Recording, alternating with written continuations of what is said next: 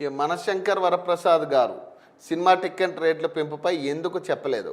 హోంశాఖ ప్రత్యేక ప్రధాన కార్యదర్శి సివి ఆనందపై హైకోర్టు తీవ్ర ఆగ్రహం అట. ధిక్కరణ నోటీసులు జారీ. రేట్లు పెంచితే 90 రోజుల ముందే తెలపాలని రాష్ట్ర ప్రభుత్వానికి హైకోర్టు ఆదేశాలట. ఇది పంచాయతీగా ఈ టికెట్ రేట్ల మీద కనీసం ఇక పండగ వచ్చింది, ఒక పెద్ద సినిమా వచ్చింది అంటే ఇక సామాన్యుడికి అందుబాటులో ఉండే పరిస్థితి కాదు అది. ఇక వాళ్ళు ఇష్టం వచ్చినట్టు పెంచుకున్నారు.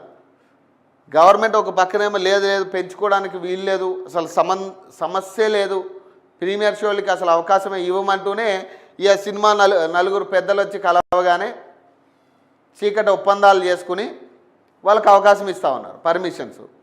సో ఇప్పుడు అదే పరిస్థితి నెలకొంది ఈ శంకర్ వరప్రసాద్ సంబంధించిన విషయంలో కావచ్చు, రీసెంట్గా సంక్రాంతికి రిలీజ్ అయిన సినిమాలకు సంబంధించి.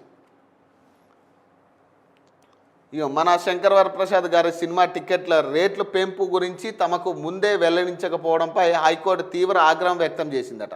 దీనిపై వివరణ ఇవ్వాలని ఆదేశిస్తూ హోంశాఖ ప్రత్యేక ప్రధాన కార్యదర్శి సివి ఆనంద్కు కోర్టు ధిక్కరణ నోటీసులు జారీ చేసిందట. రాజాసాబ్ సినిమా టికెట్ రేట్ల పెంపు మెమోను సస్పెండ్ చేస్తూ ఈ నెల 9వ తేదీన హైకోర్టు ఆదేశాలు జారీ చేసిన సంగతి తెలిసిందే. అయితే ఆ మెమో జారీ చేసిన 8వ తేదీనే మనశంకర్ వరప్రసాద్ గారు టికెట్ రేట్లను సైతం పెంచుతూ మెమో జారీ అయింది. కానీ ఆ మెమో గురించి బయటకు చెప్పలేదు. దీంతో రాజాసాబ్ సినిమా టికెట్ రేట్ల పెంపును మాత్రమే హైకోర్టు సస్పెండ్ చేసింది. మనశంకర్ వరప్రసాద్ సినిమాకు సంబంధించి 8వ తేదీన జారీ చేసిన మెమో 10 తేదీన బయట పెట్టారట. కానీ ఆ రోజు నుంచే హైకోర్టును సంక్రాంతి సెలవులు ప్రారంభమయ్యాయంట. తాజాగా ఆ మెమోను సవాల్ చేస్తూ దాచేపల్లి చంద్రబాబు అనే న్యాయవాది హైకోర్టులో పిటిషన్ దాఖలు చేశారట. దీనిపై జస్టిస్ ఎన్వి శ్రావణ్ కుమార్ విచారణ చేపట్టిందట. పిటిషనర్ తరపున న్యాయవాది విజయ్ గోపాల్ వాదనలు వినిపించారట. 8వ తేదీన మెమో ఇచ్చి 10న దానిని బయట పెట్టారని, ఇది అక్రమం అని పేర్కొన్నారు.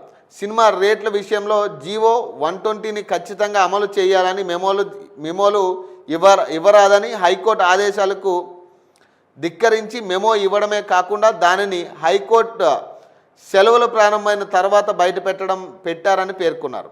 వాదనలు విన్న ధర్మాసనం మనశంకర్ వరప్రసాద్ టికెట్ రేట్ల పెంపును తమ దృష్టికి ముందే ఎందుకు తీసుకురాలేదని హోంశాఖ తరపున న్యాయవాదిని ప్రశ్నించింది.